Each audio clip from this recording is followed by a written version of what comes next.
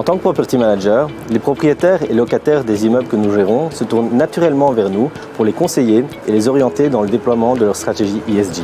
Cela se traduit avant tout par la collecte et l'analyse de données, parmi lesquelles on retrouve, sans surprise, en haut du podium, les consommations en énergie. L'ensemble de ces informations va ensuite servir de base à l'élaboration d'un plan d'action concret ainsi qu'à sa mise en œuvre à laquelle nous participons activement. Cela va de la modernisation d'équipements et infrastructures dans les immeubles à l'implémentation de critères ESG dans les contrats de services de nos fournisseurs, en passant par la mise en place de campagnes de communication à l'attention des occupants.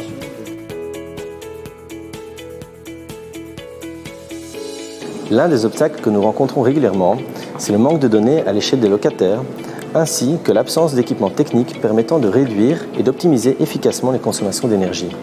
Malheureusement, c'est le cas pour la majorité des immeubles construits durant la dernière décennie et ne disposant pas d'un système de gestion technique du bâtiment performant. Mais s'il y a un enjeu majeur à citer, c'est la transition vers les véhicules électriques. Il est évident aujourd'hui qu'il sera impossible de placer des bornes de chargement sur chaque emplacement de parking existant. Pourtant, ce sont des flottes entières de véhicules électriques qui arriveront dès demain dans le secteur du bureau, du retail et de la logistique. Plus important que les enjeux de demain, ce sont les enjeux d'aujourd'hui.